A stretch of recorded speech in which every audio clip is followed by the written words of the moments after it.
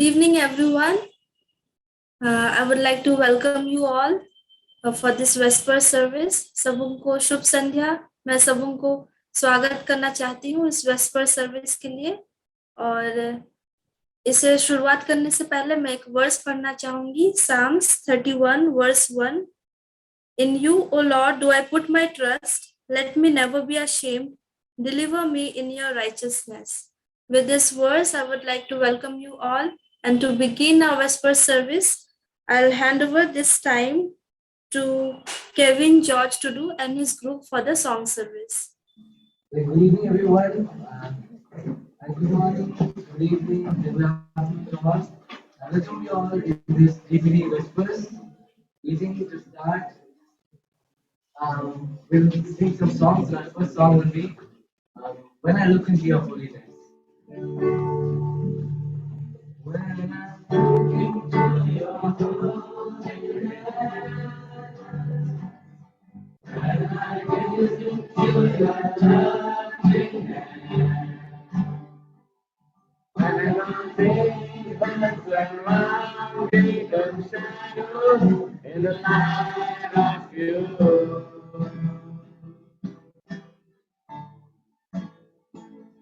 When I found the joy of reaching your heart,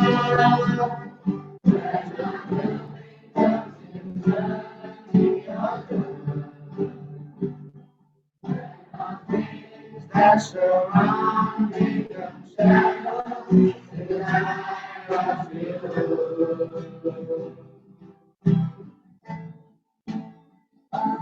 Worship you. I worship you.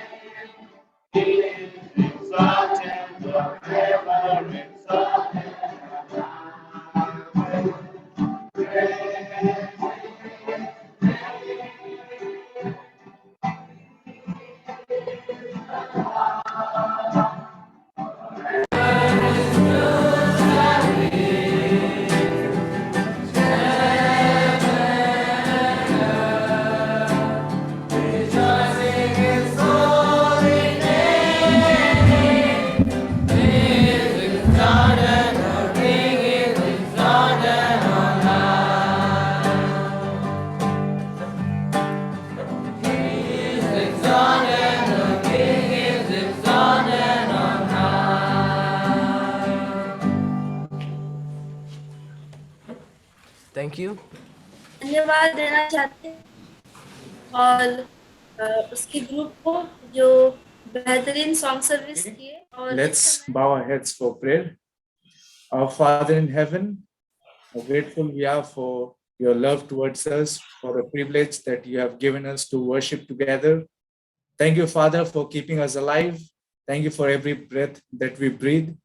And now, Lord, as we have gathered together, as we have sing praises to your name, and Lord, we like to submit ourselves into your hand. We pray that you would be with us, fill every one of us with your Holy Spirit. And Father, help us, Lord, so that we may worship you in spirit and in truth. And we pray that be with all of us and may your guidance be throughout today's service. And especially, I pray for the speaker. I pray that you would touch his lips so that every word that comes from his mouth be from your throne and may it be uplifting for us and bring us closer to you. We like to submit everything into your hand. We pray that you would forgive us our sins and give us a new heart, oh Father. Thank you, Father, for answering our prayers. We ask all these blessings in Jesus' name. Amen. So at this time, हम एक special song के लिए बुलाएंगे केनी to do. आपके group क्या special song गा सकते हैं? Good evening, everyone, and happy Sabbath. The song which we'll be singing, it is titled Teri Daya. It's a Hindi.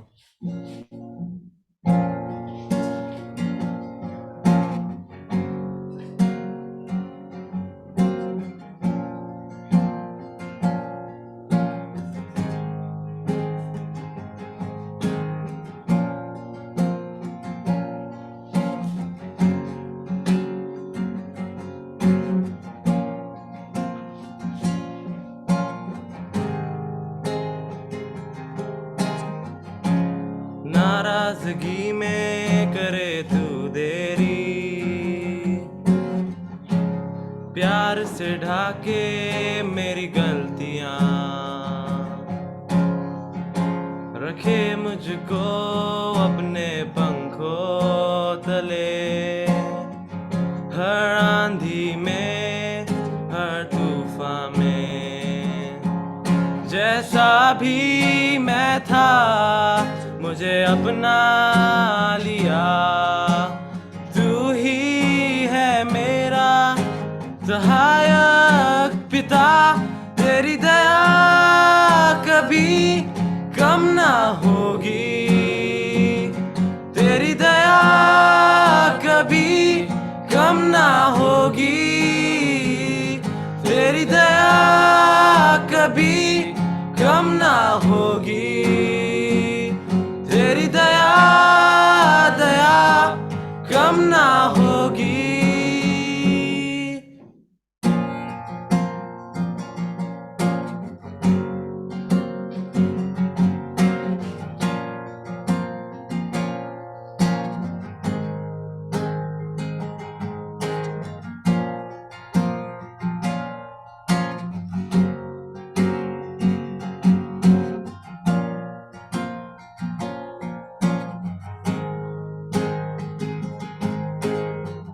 रखता ना तू मेरे पापों का हिसाब, अनजान था तुझसे तब भी किया तूने प्यार, मेरे हृदय तूने है खोला,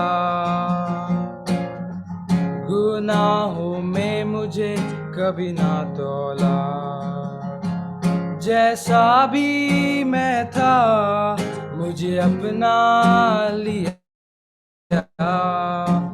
दया कभी कम ना होगी, तेरी दया दया कम ना होगी, तेरी दया कभी कम ना होगी, तेरी दया कभी कम ना होगी, तेरी दया कभी कम ना होगी, तेरी दया दया कम ना होगी, तेरी दया दया कम ना होगी.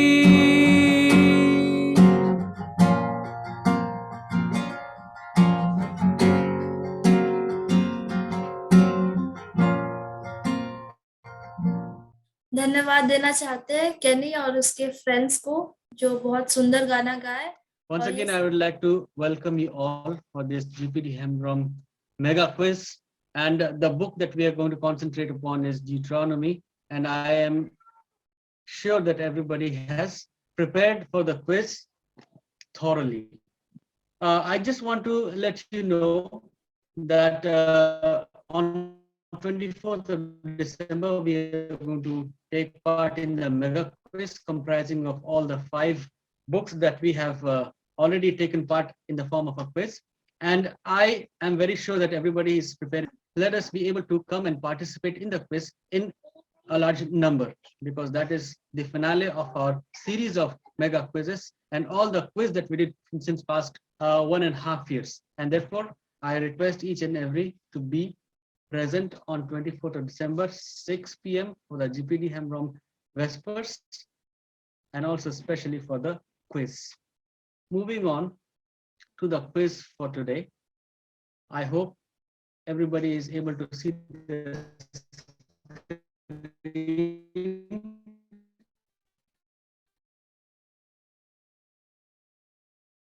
That is displayed, and the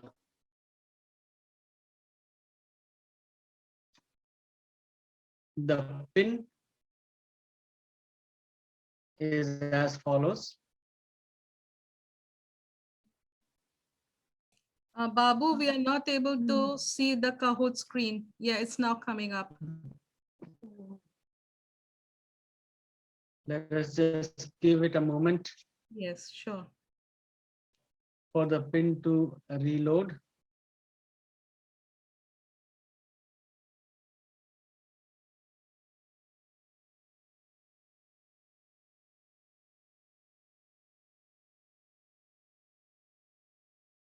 I beg your pardon. One more time.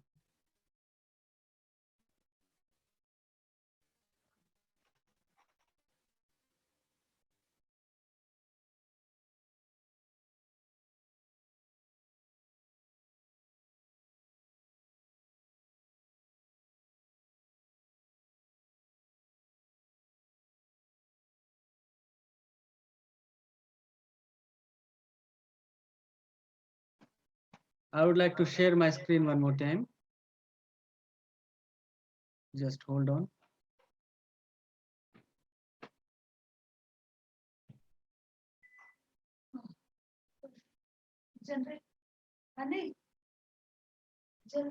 Are you able to see my screen now?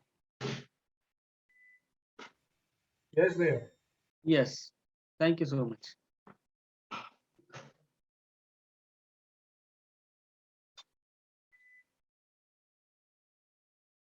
The pin is going to load. We will allow the pin to load. It is 9947981. Requesting all the players to type in their full names so that we will be able to track out the people who are participating in the quiz. All right, we will start, I guess.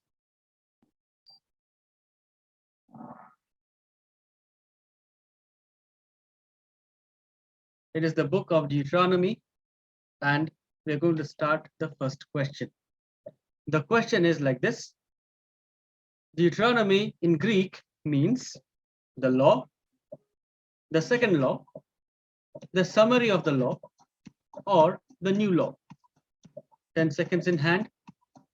Participants, please take the note of the time.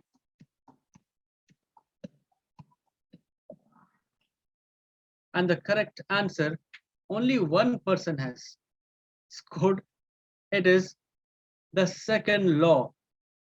Many of us thought that it is the law, of course, but then it is the second law, the correct answer. Let us see who has got it correctly. Olia Madi, congratulations. She is first on the leaderboard. We have others, but they are still at 0. Let us go to the next question. Question number 2. The descendants of Esau drove Dash out of the land of Seir. Emites, Horites, Anakites, or Rephites?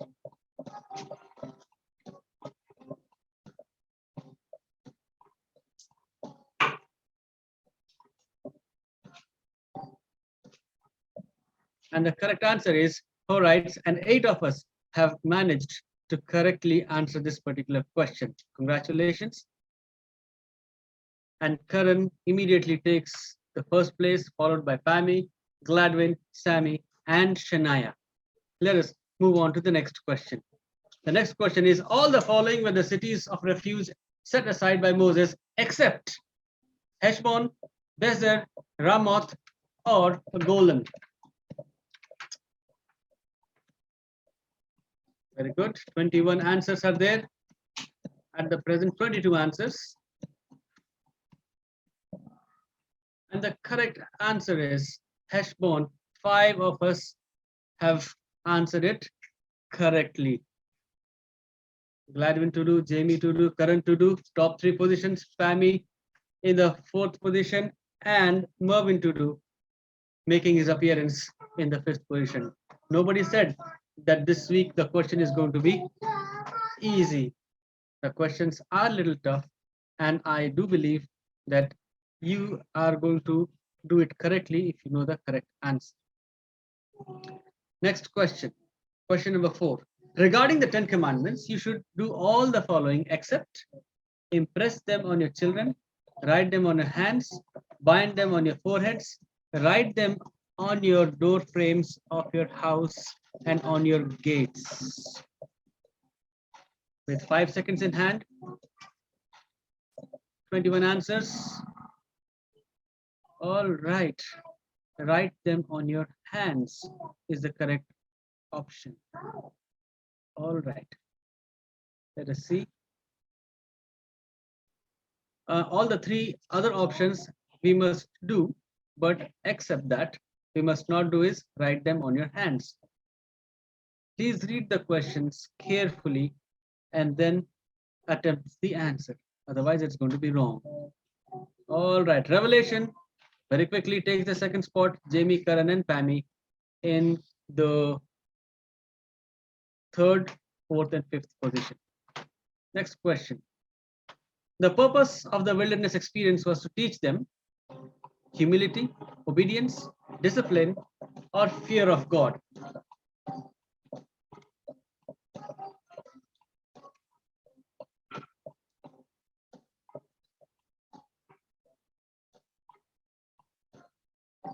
And the correct answer is humility. Again, 3 of us have only managed to answer that question correctly. Harshit is in the scene. Very well, Harshit. Whereas top 3 positions remain the same. Samuel is the highest climber. 8 places he has climbed at the moment. Let us see whether we can see him on the screen or not. Question number 6. Aaron died and was buried at Benehakan, Mosera, Guduga, or Jotbaha.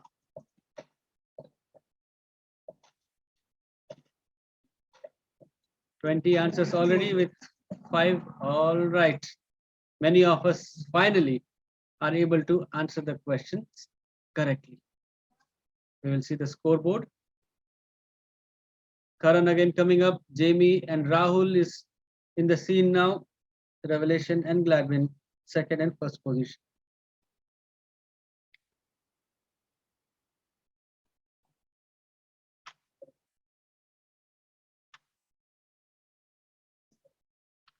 All right, next question. Question number 7. God said, you are to proclaim your curses on Mount Gerizim, Mount Jordan, Mount Arabah, Mount Abel. 5 seconds in hand, 22 answers on the screen.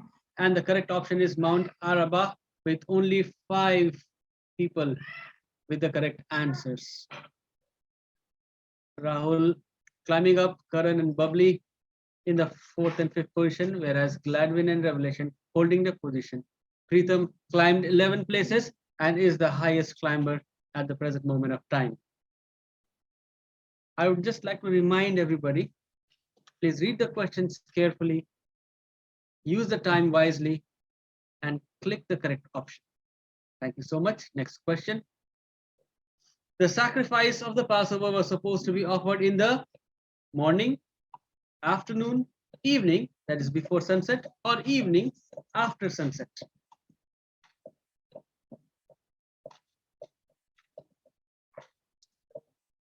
Very well played. 22 answers on the screen, and the correct option, maximum of us opted, is evening after sunset. All right. We have Bubbly pushing her husband down to the 3rd place and claiming the 2nd position, whereas Mr. Gladwin Tudu remains on the 1st position, Preetham and Rahul in the 4th and 5th position. Ram is the highest climber for this particular sequence. He climbed up 7 places. Question number 9. Multi-select and double points. Take advantage. Which part of the bull or sheep was to be given to the priest from the people who offered the sacrifice? Stomach, shoulder, leg, cheeks. It is a multi-select question. 30 seconds were given. And I do believe we are going to take the correct answers this time.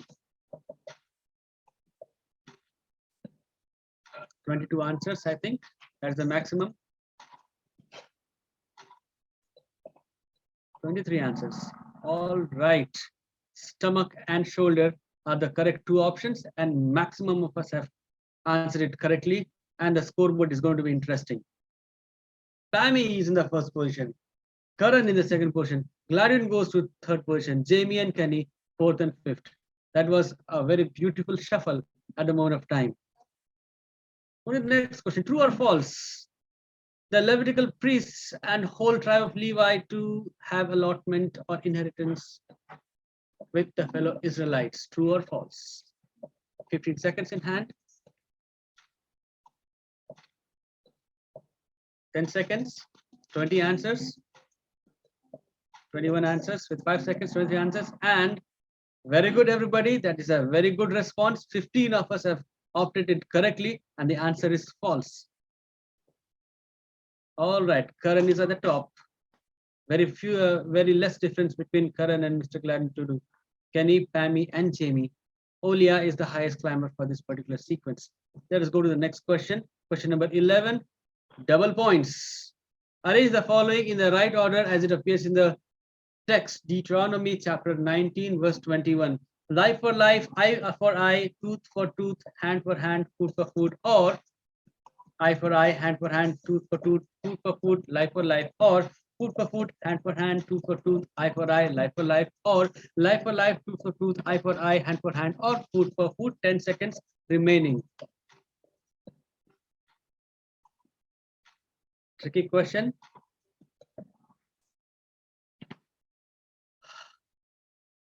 It was difficult, I will acknowledge that.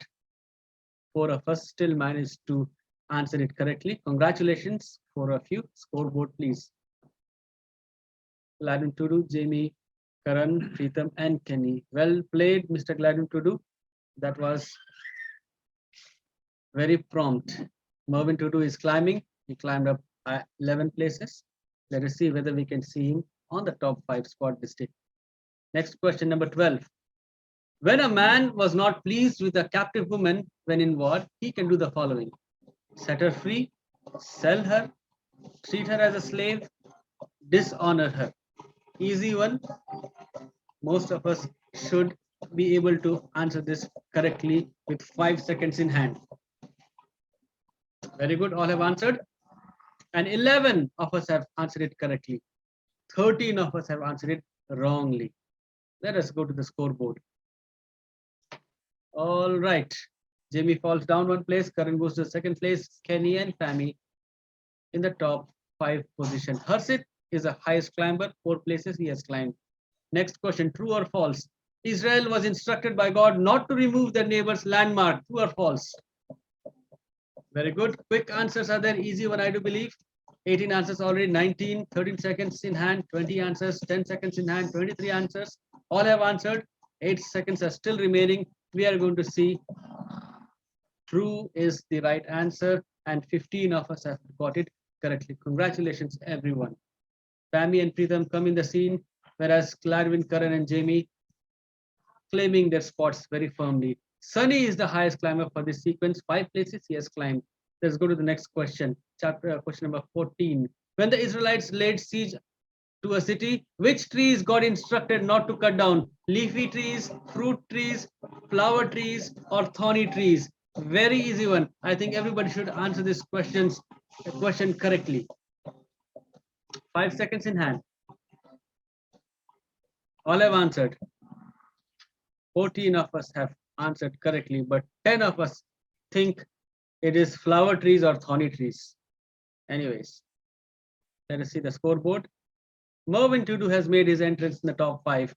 We have Gladwin Tudu, Jamie Tudu, Karan Tudu, Mervyn Tudu, and Kenny Tudu. All the Tudus in the top 5 position. Let us see the next question. Question number 15. How many times Jeshurun is mentioned in the book of Deuteronomy? 1 time, 2 time, 3 time, or 4 times?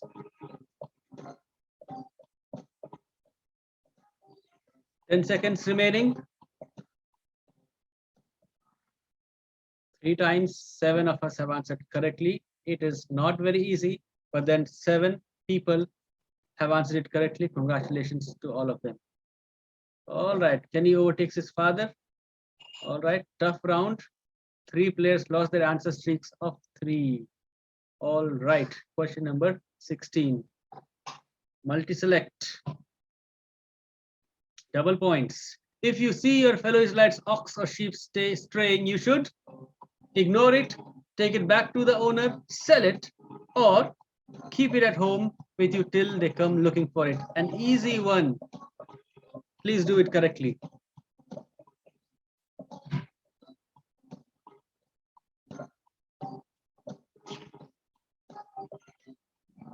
Take it back to the owner, keep it at home with you till they come looking for it are the 2 right options.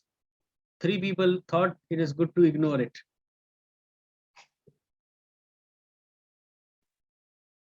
Oh yes, we have Gladwin to do, Kenny to do, Mervyn to do, Karan to do, and Jamie to do.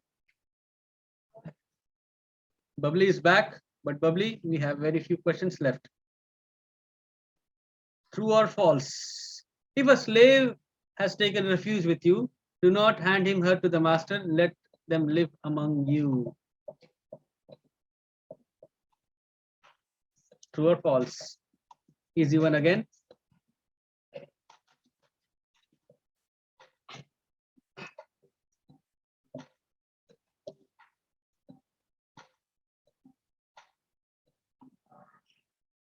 Oh no, 9 of us have answered it correctly. 13 people, they think it is false, but unfortunately it is true.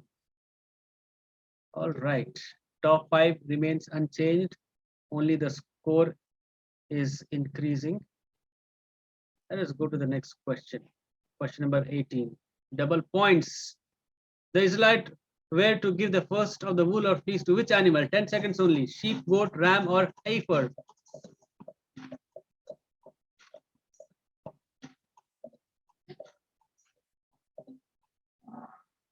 Very good. 18 people were fast enough, and 4 people were slower than the other 18 people.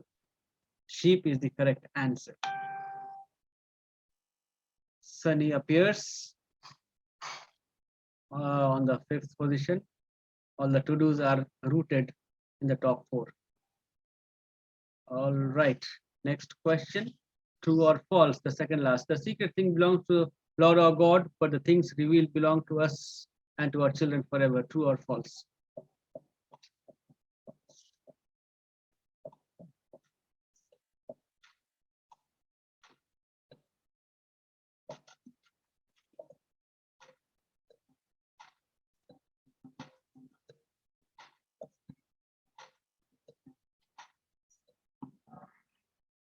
Very good. 17 people have managed to answer this question correctly. Scoreboard. Mervin finally inching towards that one covetous spot. Mervin has a streak with 10 correct answers in a row. Whether the elder brother beats the younger or the younger brother comes to the first spot, whereas Kenny and Karan are on the fourth and the third and the fourth position. Sunny in the fifth place. Last question. Shall we go? When you enter into your neighbor's vineyard, you may be quick, eat all the grapes you want, fill up your basket with grapes, carry all the grapes to your home, sell the grapes in the market. An easy one. Fastest finger first.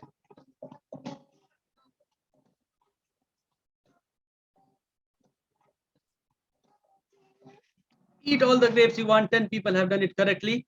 And we have 12 people who did it wrongly. Some people thought, one person thought he can sell the grapes in the market. All right. And let me see. 5 people thought that they could carry the grapes to their home. Anyways, congratulations to everybody. Well played. I know that this quiz this week was a little tough. The quiz masters were experienced quiz masters and they wanted to make sure that everybody has studied.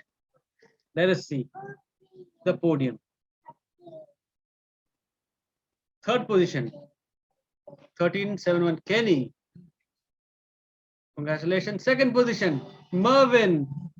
And first position is Mr. Gladwin Tudu. Congratulations, the winner for the book of Deuteronomy, Karan and Jamie, fourth and fifth position, respectively.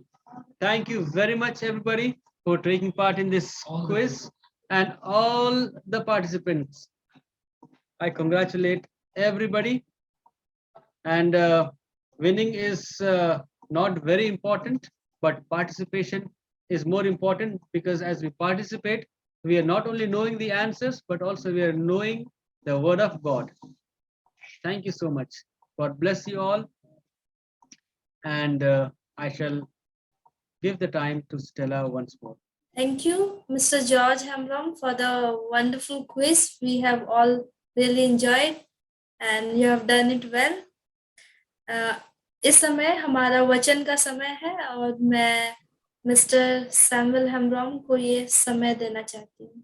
Thank you, Stella, for giving this time to serve, to share with you all the word of God. Stella को मैं धन्यवाद देना चाहता हूँ कि इस समय मैं परमेश्वर का वचन आप सब जितने कोई उपस्थित हैं आप सबों से बांट सकता हूँ. मैं ईश्वर को धन्यवाद देता हूँ कि मुझे इस लायक ईश्वर का वचन आप सबों के सामने रख सकता हूँ. और इस वचन को रखने के पहले मैं सबों से निवेदन करता हूँ कि आइए हम सब प्रार्थना में जुड़े और ईश्वर से आशीष मांगे. हे हमारे प्रेमी प्रभु परमेश्वर, आपका हम धन्यवाद देते हैं सुंदर वेस्पर मीटिंग के लिए. और इस वेस्पर मीटिंग में भिन्न भिन्न स्थानों से हम यहाँ इकट्ठे हो सकते हैं, इसके लिए धन्यवाद देते हैं. और अभी जब इस मीटिंग के अन्य कार्यक्रमों के साथ आज का जो संदेश है वो परोसा जाएगा, उस पर तेरी आशीष हो. जो वचन रखा गया है वो तेरी ओर से हो सके. और जब मैं इसको सब बताऊंगा, इसके द्वारा तेरी महिमा गुणानुवाद और इसके द्वारा हम लोग चिताए जाएं कि हमें सावधान रहना है जो हमारा बिगाड़ता है. सबों को आशीष दे और मुझको तेरा वचन और तेरी अगुवाई, मेरा मुंह निश्चय लेकिन तेरा वचन हमारे मुंह के द्वारा पेश किया जाए. यीशु के नाम से प्रार्थना मांगते, देकर सुनो, ग्रहण कर. आमीन. इस दुनिया पर अगर हम नजर डालें तो दो शक्तियों के द्वारा यह चलाया जाता है, ईश्वर और दूसरा शैतान। ईश्वर के बारे और शैतान के बारे हम लोग दोनों के विषय जानते हैं, लेकिन आज हम शैतान के बारे, जो इस दुनिया में सबों के बीच में उलझन पैदा करके रख दिया है, और हमको जानना है और इस उलझन से हमको निकलना है। और जब तक हम इस उलझन से बाहर नहीं निकलते हैं, सही रास्ता हम नहीं जान पाएंगे।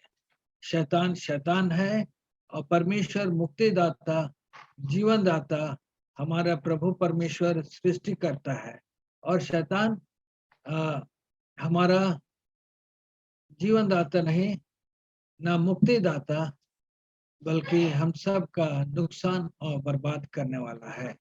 इस कारण हम लोगों को शैतान को अच्छी तरह से जानना है।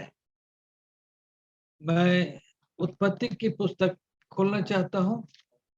जब शैतान इस दुनिया में आदम और हवा के बीच में उपस्थित हुआ था, उत्पत्ति 3 उसका 1 से मैं पढ़ूंगा। उत्पत्ति 3:1 से, यहोवा परमेश्वर ने जितने बनैले पशु बनाए थे उन सब में सर्प धूर्त था। उसने स्त्री से कहा, क्या सच है कि परमेश्वर ने कहा है तुम इस वाटिका के किसी वृक्ष का फल न खाना? स्त्री ने सर्प से कहा, इस वाटिका के वृक्षों के फल हम खा सकते हैं, पर जो वृक्ष वाटिका के बीच में है उसके फल के विषय में परमेश्वर ने कहा है कि ना तो तुम उसको खाना और ना उसको छूना, नहीं तो मर जाओगे। तब सर्प ने स्त्री से कहा, तुम निश्चय न मरोगे, वरन परमेश्वर आप जानता है कि जिस दिन तुम उसका फल खाओगे उसी दिन तुम्हारी आंखें खुल जाएगी और तुम भले बुरे का ज्ञान पाकर परमेश्वर के तुल्य हो जाओगे। यहाँ शैतान आदम और हवा के पास अदन की वाटिका में उपस्थित होता है। अदन से उसकी मुलाकात तो नहीं हुई, लेकिन हवा से उसकी मुलाकात निश्चय होती है। ईश्वर कहा था कि तुम लोग सब समय दोनों एक साथ रहा करना, एक साथ भ्रमण करना, एक साथ वाटिका के जांच में यहाँ निकलना। लेकिन आज जब शैतान इंतजार में था, हवा अदन को बता करके या नहीं बता करके वो ऐसे ही निकल गई, और उसकी मुलाकात शैतान से होती है। शैतान सांप का रूप धारण किए हुए एक पेड़ में, जो पेड़ जिसको हम जानते हैं भले और बुरे का ज्ञान का वृक्ष, उस पेड़ में वो लिपटा हुआ था, और उसके बारे बताया जाता है कि सभी जानवरों में से शैतान धूर्त था, और वो शैतान हवा के साथ बातचीत करने लगता है। और बातचीत के दौरान हमने देखा कि हवा से पूछता है, क्या ईश्वर तुमसे कहा है कि इस वाटिका के जितने भी वृक्ष के फल हैं सबको खा सकते हो? हवा बताई, हाँ हम खा सकते हैं, पर जो वृक्ष वाटिका के बीच में है उसके फल के विषय में परमेश्वर ने कहा है कि ना तो तुम उसको खाना और ना उसको छूना, नहीं तो मर जाओगे। शैतान जवाब में देता है, उत्तर में उससे कहता है, तब सर्प ने स्त्री से कहा, तुम निश्चय ना मरोगे। और शैतान स्त्री से कहता है कि तुम निश्चय न मरोगे, वरन क्या? वरन परमेश्वर आप जानता है कि जिस दिन तुम उस फल को खाओगे उसी दिन तुम्हारी आंखें खुल जाएगी और तुम भले बुरे का ज्ञान पाकर परमेश्वर के तुल्य हो जाओगे। शैतान आदम से तो मुलाकात नहीं किया, लेकिन हवा से मुलाकात किया और हवा से बातें करके, जैसा कि हमने कहा, उसने पूछा कि क्या तुम इस वाटिका के हर एक फल को खा सकते हो? हवा ने जवाब दिया, हम निश्चय खा सकते हैं, लेकिन एक वृक्ष है जो भले और बुरे का ज्ञान का वृक्ष है, उस पेड़ के फल को खाने से मना किया। और जिस दिन हम उस पेड़ के फल को खाएंगे, हम निश्चय क्या हो जाएंगे? मर जाएंगे। लेकिन शैतान कहता है कि तुम निश्चय नहीं मरोगे, वरन तुम परमेश्वर के तुल्य हो जाओगे और उसके समान हो जाओगे और भले और बुरे का ज्ञान पाओगे। तो यहाँ पर शैतान का इंट्रोडक्शन हम पाते हैं अदन की वाटिका में। ये शैतान का विवरण हमको फिर मिलता है, शैतान का विवरण हमको फिर मिलता है, जिसके बारे में यशायाह नबी उसका 14 अध्याय और 12 पद से हम पढ़ेंगे। और यहाँ शैतान का विवरण जो इस पृथ्वी में आदम और हवा के पास आया और हवा को अपना शिकार बनाया, ये कहाँ था और कहाँ से वो अदन की वाटिका में आ पहुंचा, जिसका विवरण हम पाते हैं यशायाह का 14 उसका 12 से पढ़ते हैं। और यहाँ इस प्रकार लिखा हुआ है, हे भोर के चमकने वाले तारे, तू कैसे आकाश से गिर पड़ा है, तू जो जाति जाति को हरा देता था, तू अब तक कैसे काट कर भूमि पर गिराया गया है। तू मन में कहता तो था, मैं स्वर्ग पर चढ़ूंगा, मैं अपने सिंहासन को ईश्वर के तारागण से अधिक ऊंचा करूंगा और उत्तर दिशा की छोर पर सभा के पर्वत पर विराजूंगा। मैं मेघों से भी ऊंचे ऊंचे स्थानों पर ऊपर चढ़ूंगा। मैं परम प्रधान के तुल्य हो जाऊंगा।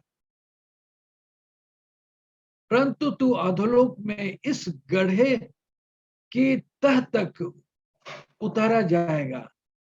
जो तुझे देखेगा तुझको ताकते हुए तेरे विषय में सोच कर कहेगा, क्या यह वही पुरुष है जो पृथ्वी को चैन से रहने न देता था और राज में घबराहट डाल देता था?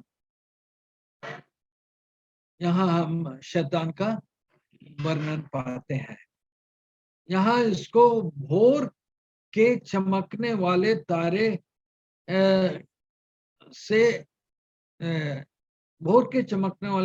से उसका पुकारा जा रहा है और उसको कहता है, तू कैसे गिर पड़ा है, तू जो जाति जाति की भोर का चमकने वाला तारा। इसके विषय में हम दूसरे पदस्थल में भी और बताएंगे, लेकिन यहाँ पर शैतान को कहता है कि तू भोर का चमकने वाला तारा, और तू कहता है मैं स्वर्ग पर चढ़ूंगा, मैं अपने सिंहासन को ईश्वर के तारागण से अधिक ऊंचा करूंगा और उत्तर दिशा की छोर पर सभा के पर्वत पर विचारूंगा। वह अपने दूतों से इस प्रकार की बातें कहता है और जिन दूतों का वह प्रधान ठहराया गया था, जो दूत उनके अधीन में थे, जिनका वह सरदार था, उनसे वो कहता था कि देख, जो हमारा परमेश्वर है, उस परमेश्वर से हम अलग हो जाएंगे और उस परमेश्वर की बातें हम नहीं सुनेंगे, क्योंकि ये परमेश्वर हमारे लिए जो करता है वो सही नहीं करता है। और इस कारण आओ मेरा साथ दो, मैं कहता हूं आओ मेरा साथ दो, और तू मन में 7 2 और कहता है कि मैं तुमको क्या करूंगा, मैं अपने सिंहासन को ईश्वर के तारागण से अधिक ऊंचा करूंगा। दूतों से कहता है कि मैं अपनी सिंहासन को परमेश्वर के सिंहासन से ऊंचा करूंगा और उत्तर दिशा की छोर पर सभा के पर्वत पर बिरा, जो सभा का छोर है उत्तर दिशा, उस पर्वत पर विराजूंगा। मैं मेघों से भी ऊंचे ऊंचे स्थान पर ऊपर चढ़ूंगा। मैं परम प्रधान के तुल्य हो जाऊंगा, परंतु तू अधोलोक मैं परम प्रधान के तुल्य हो जाऊंगा। तो यहाँ शैतान दूतों से कहता है कि देख, जो परमेश्वर जिसके हम सेवक हैं, हम उससे भी ऊपर जाएंगे। जो सभा का पर्वत है उस ऊंचाई तक पहुंचेंगे और उस ऊंचाई तक पहुंच करके हम हमारी एक बहुत बड़ा सब कुछ हो जाएगा और हम सब कुछ के मालिक हो जाएंगे। और इस प्रकार से वह उनको बहकाता है। लेकिन आगे चल के कहता है परंतु तू अधोलोक में उस गड्ढे की तह तक उतर जाएगा। ये नहीं जानते था कि ये नहीं जाना कि ऐसी बड़ी बड़ी बातें करेगा, परमेश्वर के विरुद्ध खड़ा होगा, तो परमेश्वर उसको स्वर्ग से निकाल देगा और वो क्या हो जाएगा, बिल्कुल अधोलोक में, पृथ्वी में और उसके गड्ढे और नीचे तल तक वो गिरा दिया जाएगा। जो तू तुझे देखेंगे तुझको ताकते हुए तेरे विषय में सोच कर कहेंगे, क्या वो वही पुरुष है जो पृथ्वी को चैन से रहने ना देता था और राज में घबराहट डाल देता था? क्या वो वही पुरुष है जो मनुष्यों को चैन से रहने नहीं देता था और घबराहट पैदा करता था? तो यहाँ हम शैतान को स्वर्ग में हम पाते हैं। इस पृथ्वी में आदम और हवा को फुसलाने के पहले, उसको बहकाने के पहले उसका वो स्वर्ग में विराजमान था, जिसके बारे और हम पढ़ेंगे। और स्वर्गदूतों का वो अगुआ था और स्वर्गदूतों को चलाता था और बहुत बहुत सारी और एक पदस्थल था, उसको मैं नहीं ढूंढ रहा हूँ। लेकिन जिस शैतान के शरीर में बताया जाता है कि उसके शरीर से भिन्न भिन्न प्रकार के म्यूजिक या सुंदर आवाज सुनाई देती थी और वह बहुत अच्छा क्वायर का लीडर था। लेकिन इतना सब कुछ होने पर उसके मन में घमंड आया और घमंड आकर के वो क्या करता है, परमेश्वर के विरुद्ध षड्यंत्र रचता है और वह इस पृथ्वी पर इस गहरे खाई पर फेंक देता है। और वो इस पृथ्वी पर आकर के उस संघर्ष जो स्वर्ग में शुरू हुआ ईश्वर और शैतान के बीच, उस संघर्ष को जारी रखता है। बाइबल में उस संघर्ष के विषय में बहुत सारी जगहों पर दिया गया है। बाइबल पूरा हम पढ़ेंगे, एक किनारे से दूसरे तक सिर्फ संघर्ष ही संघर्ष है। और वो संघर्ष और जोर पकड़ लेता है जब मत्ती की पुस्तक में आएंगे। और मत्ती की पुस्तक में जब यीशु मसीह का जन्म हुआ और यीशु मसीह का जन्म हुआ और जब यीशु मसीह का जन्म हुआ और यीशु मसीह के जन्मने के बाद शैतान यीशु मसीह को बिल्कुल खत्म कर देना चाहता था। और यहाँ पर हम पाते हैं, यहाँ विवरण इस प्रकार लिखा है जब यीशु मसीह का जन्म के बारे में लिखा गया, ज्योतिषी लोग आए और ज्योतिषी लोग तारा देख कर आए और उनको बताया गया था। और वे लोग उस कुंवारी के पास पहुंचते हैं जो गर्भवती होती है और एक बच्चे को जन्म देती है, जो कि मत्ती उसका 1 अध्याय और 22 पद से पढ़ता हूँ। गर्भवती और वो जन्म देती है और उसका नाम इम्मानुएल रखा जाता है, जिसका अर्थ है परमेश्वर हमारे साथ। परमेश्वर हमारे साथ करके उसका नाम रखा जाता है। और जब वो जन्म लेता है तो उसको देखने के लिए ज्योतिषी पूर्व देश से यहूदियों के राजा को देखने के लिए आते हैं। और यहूदियों के राजा को देखने के लिए वो सबसे पहले यहूदा देश के जो राजा है उसके पास पहुंचते हैं और हेरोद के पास पहुंचते हैं। और हेरोद जब सुना कि यहूदियों का राजा जन्मा है तो वो घबरा गया कि मैं जब यहाँ राजा हूँ और मेरे स्थान में दूसरा राजा कौन जन्म सकता है। और तब उसने कहा कि ज्योतिषी से कहा कि जाओ राजा को देखो, और राजा को देखोगे तो हमको आकर बताना, ताकि मैं भी जाऊंगा उसको दंडवत करने। और ज्योतिषी लोग आए तारा के मार्गदर्शन के अनुसार, और उन्होंने यीशु मसीह को बैतलहम गांव के गौशाले में चरनी पर कपड़े में लिपटा हुआ पाया। और वो अपने आप को बहुत धन्य कहे, और धन्य कह करके अपने अपने जो दान थे उनको भेंट में चढ़ाया। और अपने दान को भेंट में चढ़ा करके वो वहां से वापस जाने लगे। और जब वापस जा रहे थे तो स्वर्गदूत के द्वारा बताया गया कि तुम वापस राजा हेरोद के पास न जाना, दूसरे रास्ते से जाना। और वो दूसरे रास्ते से चले गए। और जब हेरोद राजा देखता है कि हेरोद राजा देखता है कि ज्योतिषी जो यहूदियों के राजा को देखने के लिए आए थे वो उसके पास नहीं आए, और तब वह बहुत गुस्सा हो गया। और तब उस राजा को जो बैतलहम में पैदा लिया था उसको ढूंढने के लिए वो बाहर निकल जाता है।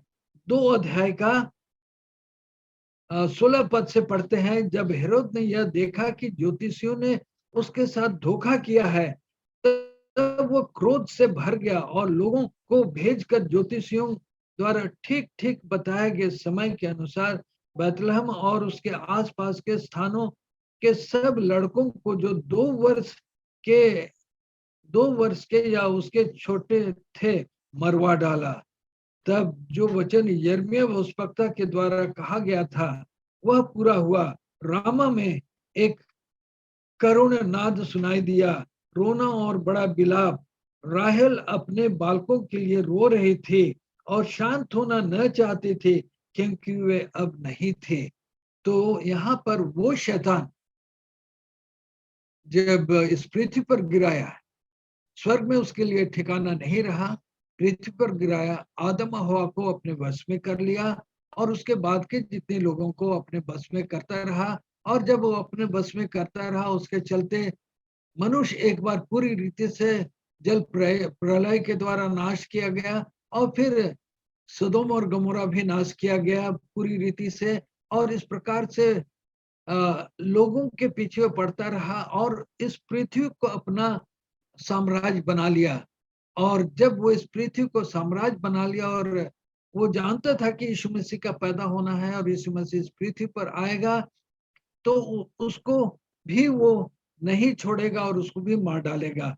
और जब यीशु मसीह का जन्मने का निशानी मिला, ज्योतिषी आकर के उसको देखे और ज्योतिषी राजा के पास वापस नहीं गए, तब हेरोद राजा जो शैतान के द्वारा चलाया गया था वह यीशु मसीह को समाप्त करने के लिए बैतलहम गांव में जो 1.5 साल से कम बच्चे थे उन सबों को बुरी रीति से बहुत दर्दनाक तरीके से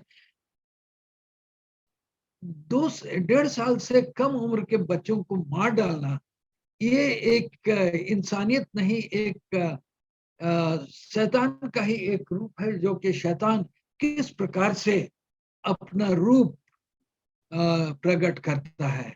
लेकिन यीशु मसीह जो मरियम के गोद में एक बालक के रूप में पैदा लिया था, स्वर्गदूत के इशारे के द्वारा, स्वर्गदूत के बताए हुए आदेश के अनुसार वो बैतलहम से मिस्र देश को चला जाता है। और मिस्र देश में तब तक बड़ा हुआ जब तक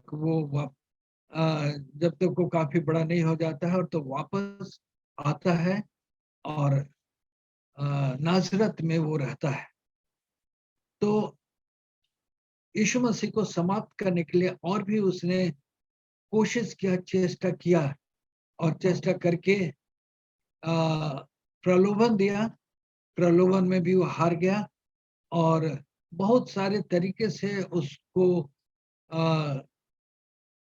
अपने चंगुल में फंसाना चाहा, लेकिन यीशु मसीह के बारे में बताया जाता है कि वो निष्कलंक और निष्पाप था, उसने कभी पाप न किया और पाप नहीं करने के बावजूद भी शैतान उस पर दोष लगाया और दोष लगा करके उसको क्या करता है, मार डालता है और यीशु मसीह निश्चय मर जाते हैं, लेकिन हम सब के लिए फिर से वो जी उठते हैं और जी उठ करके फिर से हम प्रकाशित वाक्य के पुस्तक में हम शैतान के बारे में और यीशु मसीह के बारे में हम देखेंगे। प्रकाशित वाक्य की पुस्तक उसका प्रकाशित वाक्य की पुस्तक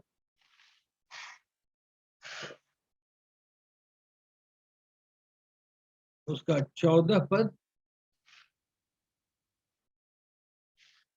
14 नहीं 12 पद, प्रकाशित वाक्य की पुस्तक 12 अध्याय 7 पद से आगे इस प्रकार लिखा हुआ है, फिर स्वर्ग में लड़ाई हुई, मिकाइल और उसके स्वर्गदूत, फिर स्वर्ग में लड़ाई हुई, मिकाइल और उसके स्वर्गदूत अजगर से लड़ने को निकले और अजगर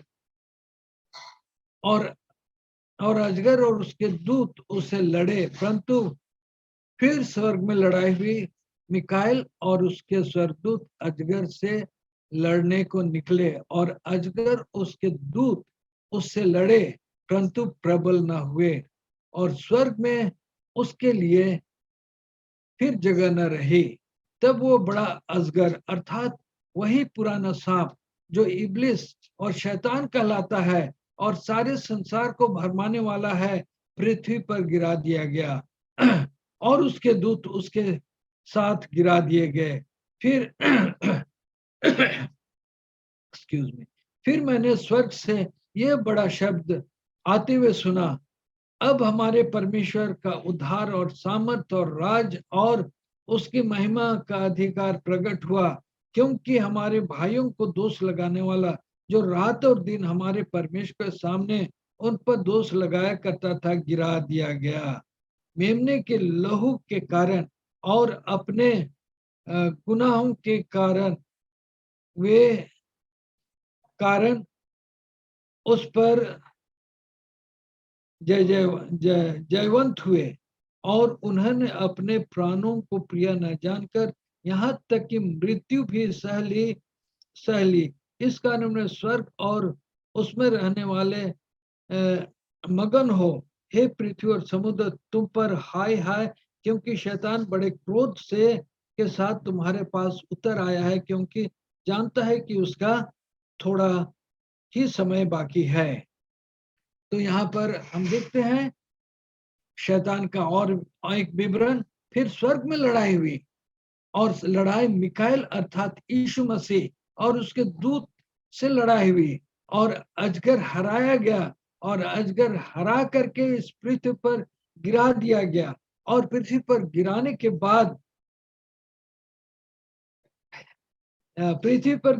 बाद यहाँ पर उसका विवरण, तब वो बड़ा अजगर अर्थात वो पुराना सांप जो इब्लिस और शैतान कहलाता है, वह सारे संसार को भरमाने वाला है, पृथ्वी पर गिरा दिया गया और उसके दूत उसके साथ गिरा दिए गए। इसके बारे हम लोग यशायाह की पुस्तक में पढ़ा और यहाँ इसको और अच्छी तरह से हम पाते हैं और उसके सब गिरा दिए गए। अब हमारे आगे हम पढ़ते हैं 10, फिर मैंने स्वर्ग में यह बड़ा शब्द आते हुए सुना, अब हमारे परमेश्वर का उद्धार और सामर्थ और राज और उसके मसीह का अधिकार प्रकट हुआ है।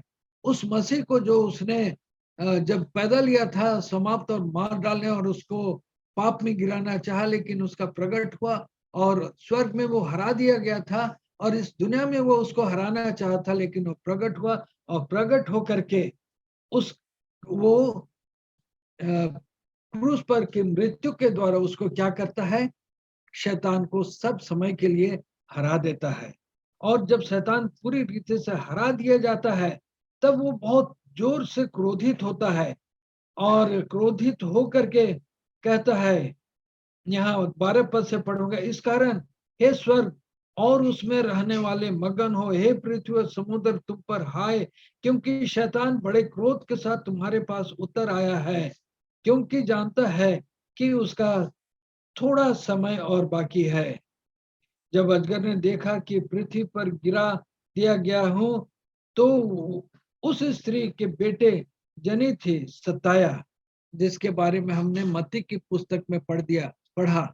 अजगर देखा कि वह गिरा दिया गया है और तब वह उस स्त्री के बेटे जो यीशु मसीह के पीछे पड़ा और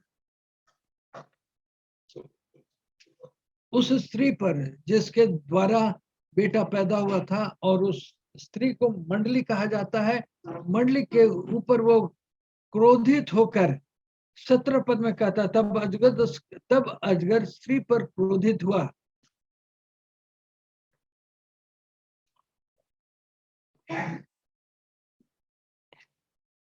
तब अजगर स्त्री पर क्रोधित हुआ और उसकी शेष संतान से जो पृथ्वी की जो परमेश्वर की आज्ञाओं को मानते हैं और यीशु की गवाही देने पर स्थिर है, लड़ने को गया और वह समुद्र के बालू पर जा खड़ा हुआ। यीशु मसीह को वो नाश करना चाहता था, पैदा लेते साथ उसको मार डालना चाहता था, और जब तक वो पृथ्वी में था उसको जहां तक दोष लगाना चाहा उसको समाप्त और खत्म करना चाहा, और उसको जो नैतिकता के अनुसार उसे तो खत्म नहीं कर सका, उसका वो पाप में गिरा नहीं सका, और सब समय वह यीशु मसीह विजय रहे तो उसको झूठा दोष लगा करके मार डाला। लेकिन यहाँ पर वो जी उठते हैं और जी उठ करके हमारे और आपके लिए, हमारे और आपके उद्धार के लिए, हमारे और आपके अनंत जीवन के लिए वो अब इस पृथ्वी में जिंदा है। और वो कहते हैं, वो शैतान, वो इब्लिस, उसका समय अब थोड़ा दिन ही रह गया है और वह नाश किया जाएगा, और इस कारण नाश किया जाएगा। तो नाश होने के पहले वो क्या करता है, उस स्त्री, जिस स्त्री और जिस मंडली में यीशु मसीह, जिस मंडली के द्वारा यीशु मसीह के दुल्हन के रूप में जो मंडली दर्शाई जाती है, उस पर टूट पड़ता है और उसके जितने संतान हैं, उसके जितने भी लोग हैं, उनको वो क्या करने, नाश करने के लिए आगे बढ़ता है। और उनके शेष संतान जो परमेश्वर की आज्ञाओं को मानते हैं, तो ये शेष संतान जो परमेश्वर की आज्ञाओं को मानते हैं, तो हम लोग को देखना है कि कौन परमेश्वर की आज्ञा को मानता है, और दूसरी बात, यीशु की गवाही देने पर स्थिर है, और ये भी देखना है कि कौन उसकी आज्ञाओं को मानता है और उसकी गवाही देने में स्थिर है। झूठे भविष्यवक्ता खड़े होंगे, एंटी क्राइस्ट का नाम हम लोग जो सुने हैं, जो ख्रिस्ट के विरुद्ध खड़े होंगे, और यीशु को, जो यीशु मसीह हमारे लिए क्रूस काट पर मरा और हम लोग सबों को प्राण देकर हम लोगों को अनंत जीवन दिया, उसके विरुद्ध में खड़े होंगे, जैसे मत्ती की पुस्तक में झूठे भविष्यवक्ताओं के बारे होगा। तो ऐसे समय में जो झूठे भविष्यवक्ता होंगे वे यीशु पर विश्वास नहीं करेंगे, और चूंकि वे यीशु पर विश्वास नहीं करेंगे और उनकी आज्ञाओं को नहीं मानेंगे, उससे वो आसान तरीके से पहचाने जाएंगे कि जो आज्ञा उसकी मानते हैं और जो यीशु पर विश्वास करते वो कौन है।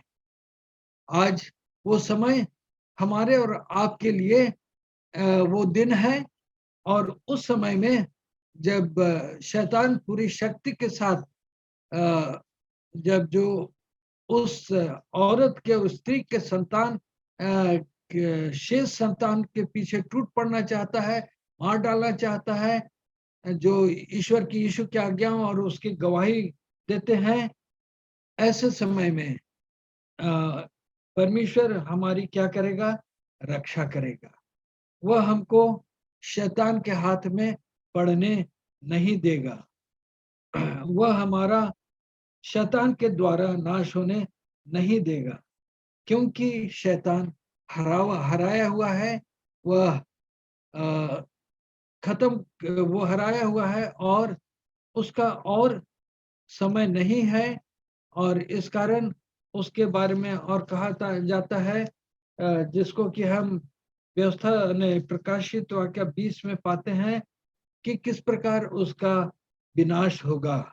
जब 1000 साल पूरे हो चुकेंगे तो शैतान कैद से छोड़ दिया जाएगा। वह उन जातियों का जो पृथ्वी के चारों ओर होंगी, अर्थात गोग और मागोग, जो उन जिसकी गिनती समुद्र के बालू के बराबर होगी, भरमा कर लड़ाई के लिए इकट्ठा करने को निकलेगा। वे सारी पृथ्वी पर फैलकर पवित्र लोगों की छावनी और प्रिय नगर को घेर लेंगे, और आग स्वर्ग से उतरकर उन्हें भस्म करेगी। उनका भरमाने वाला शैतान आग और गंधक की उस झील में, जिसमें वह पशु और झूठा भस्मकता भी होगा, डाल दिया जाएगा, और वे रात दिन युगानुयुग पीड़ा में तड़पते रहेंगे। तो जितने कोई यीशु की आज्ञा को मानते हैं और यीशु की गवाही देते हैं, वे बचाए जाएंगे, और उनके लिए दूसरा आगमन होगा। और जब दूसरा आगमन होगा, शैतान यीशु मसीह के, जिसके पीछे वो उसको मारने के लिए पड़ा था, वो स्वर्ग से जब उतरेगा, उसके प्रताप से शैतान और शैतान के लोग नाश किए जाएंगे। ये पहली बार वो नाश किए जाएंगे, और शैतान 1000 साल के लिए बंदी बना दिया जाएगा। और जो उसकी आज्ञाओं को मानते हैं और जो यीशु की गवाही देते हैं, उस पर विश्वास रखते हैं, और जो यीशु पर विश्वास रखते हुए मर भी गए हैं, वे जिलाए जाएंगे और यीशु के साथ स्वर्ग जाएंगे, और यीशु के साथ स्वर्ग में रहेंगे। और 1000 साल पूरा होने के बाद हम लोग को चिंता होगी, सोचते होंगे कि शैतान और उनके दूत और उन पर जो विश्वास किए हैं और उनके भरमाने के द्वारा उनके साथ इस पृथ्वी में परमेश्वर के लोगों को सताया है, उनका क्या होगा। तो यहाँ हम प्रकाशित वाक्य 20 उसका 7 से पढ़ते हैं। आग और गंधक और उन भरमाने वाले शैतान आग और गंधक के उस झील में, जिसमें वो पशु और झूठा भस्मकता भी होगा, डाल दिया जाएगा, और वे रात दिन युगानुयुग पीड़ा में तड़पते रहेंगे। तो झूठे भस्मकता और पशु का नाम यहाँ आता है, जिसके बारे हम लोग मैं अभी चर्चा में नहीं रखता हूँ। झूठे भस्मकता शैतान के लोग हैं, पशु शैतान का आदमी है, और वो पशु जो शैतान, जिसको कि दानियल के पुस्तक में और प्रकाशित वाक्य पुस्तक में दर्शाया गया है, अद्भुत जानवर, और जिसको शैतान जिस पर शैतान सवार होकर के उसको अपने तरीके से चलाया, और इस दुनिया में किस प्रकार वो पशु किस प्रकार वो पशु एक संस्था को अपने बस में कर लेता है, और उस संस्था के अधिकारी को अपना बना लेता है। और ये जो शैतान का जो बोली था, वो बोली उस संस्था का जो अगुआ होगा, जो अपने आप को प्रभु से भी ऊपर मानता है, प्रभु से भी ऊंचा मानता है, उस प्रभु से ऊंचा मानने वाले और ऊंचे बोली बोलने वाले और अपने आप को प्रभु के स्थान में, परमेश्वर के स्थान में रखने वाले के बारे में जो हम बाइबल में पाते हैं, जो परमेश्वर को अपने स्थान पे रखने वाला अपने आप को कहता है, उसके साथ शैतान काम करता है। और शैतान काम करके इस पृथ्वी में 553 ईस्वी से लेकर 1798 तक उस संस्था के और उस अगुए के और उस जो उनका जो हेड है, आप लोग समझ गए कि वो हेड कौन है। उस हेड को के साथ मिल करके जितने भी धर्मी लोग उस वक्त थे, उनको वो क्या करता है, नाश करता, कहता है कि उन धर्मी जनों को वो पीस डालेगा और धर्मी जनों को नाश करेगा। और उस वक्त का आंकड़ा जो स्कॉलर्स हैं बताते हैं कि डार्क एजेस के टाइम में जो चर्च के द्वारा धर्मी लोगों को सताया गया, नाश किया गया, जिसकी संख्या 5 करोड़ से भी ज्यादा की बताई जाती है, लेकिन उसकी शक्ति छीन ली जाती है 1798 में, और वह बंदीगृह में डाला जाता है। और बंदीगृह में डाला जा करके वहां वो मर जाता है, लेकिन उसके बाद फिर से उसकी प्रभुता वापस उसमें लौटती है, और उस लोग उसके पीछे पीछे उसकी चर्चा, उसकी वाह वाह, उसके गुणानुवाद करते हुए उसके पीछे पीछे जाते हैं। मैं सारा रेफरेंस नहीं दे पाऊंगा इमीडिएटली, लेकिन आज जब हम देखेंगे कि वो अगुआ पृथ्वी के सब अगुओं के साथ एक हो रहा है, और जितने भी कलीसिया है सेवंथ डे एडवेंटिस्ट को छोड़ करके, और कुछ सबत कीपर्स हम नहीं जानते उनके बारे, लेकिन सेवंथ एडवेंटिस्ट कलीसिया उसके साथ नहीं जाएगी, लेकिन बाकी सब कलीसिया उसके साथ जाएगी। और उस इसी कारण को कहता है कि पवित्र लोगों का धीरज इसी में है जो उसकी आज्ञाओं को और यीशु आज्ञाओं को मानते हैं और यीशु की गवाही देते हैं।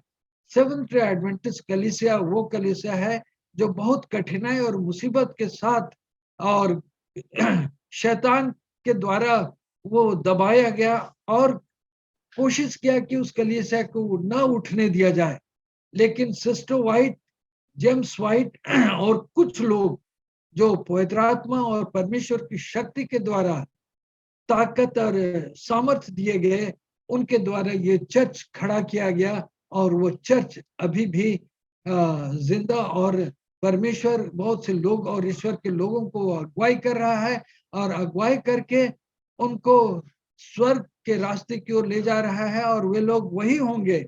और ये भी ना समझे कि हम सेवंथ डे एडवेंटिस्ट कलीसिया के मेंबर हैं तो हम स्वर्ग जाएंगे, लेकिन यहाँ कहता है कि जो उसकी आज्ञाओं को मानते हैं और यीशु की गवाही देते हैं, तो सेवंथ डे एडवेंटिस्ट कलीसिया में बहुत से लोग भी होंगे जो उनके आज्ञा को मानने वाले नहीं होंगे, वो शैतान की ओर होंगे, और यीशु पर बहुत से विश्वास करने वाले नहीं होंगे, वो झूठे भविष्यवक्ताओं के साथ होंगे और वे शैतान के होंगे। तो उनके बारे में कहता है कि वो पशु और झूठा भविष्यवक्ता भी होगा, उस आग और गंधक के आग में डाल दिया जाएगा। तो हम लोग आज शाम को अपने आप को देखें कि क्या हम परमेश्वर के आज्ञा को मानने वाले हैं, यीशु के साथ चलने वाले हैं, यीशु की गवाही देने वाले में से हैं। अगर हम नहीं हैं और उस पशु के भरमाए जाने से, झूठे भविष्यवक्ताओं के इशारे और उनके रास्ते पर चलने वाले हैं, तो हम भी आग और गंधक के धधकते हुए भट्ठे में डाल दिए जाएंगे। लेकिन उसके आज्ञा मानने वाले और उस पर विश्वास करने वाले, उसकी गवाही देने वाले, यीशु मसीह के दूसरे आगमन में स्वर्ग ले जाया जाएगा। क्या हम उसके आने के लिए तैयार हैं? यीशु मसीह आज शाम को हम सबों को मदद करे, अगुवाई दे कि हम उन लोगों में से पाए जाएं जो उसकी आज्ञाओं को मानते हैं और यीशु मसीह पर विश्वास करते हैं और यीशु मसीह की गवाही देने वालों में से हैं। धन्यवाद। मिस्टर सैमुअल हैम्ब्रम को धन्यवाद देना चाहते हैं बहुत ही सुंदर वचन के लिए जो उन्होंने हमें बताया है। और इस समय हमारे पास और एक खास गीत है जो क्लोजिंग सॉन्ग के ये से गाना गाया जाएगा। सो मैं रुड़की ग्रुप को आमंत्रित करती हूँ कि वो अपना खास गीत गाए। करता हूँ तेरी तलाश, करता हूँ तुझको ही बुलाता हूँ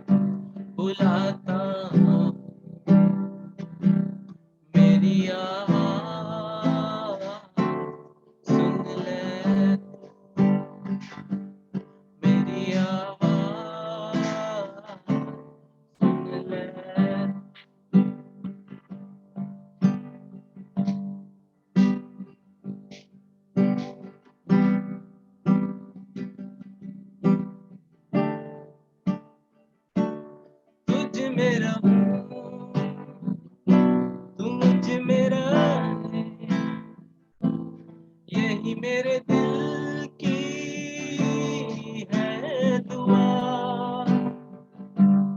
तुझ में रहूं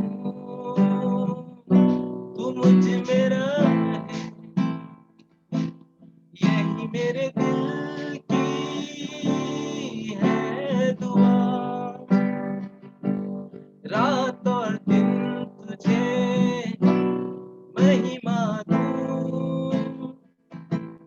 तेरे मंदिर में मैं रहूं, रात और दिन तुझे महिमा दूं, तेरे मंदिर में मैं रहूं, तेरी तलाश करता हूं, तेरी तलाश करता हूं, तुझको ही बुलाता हूं, मेरी आवाज़ सुन ले, मेरी आवाज़ सुन ले।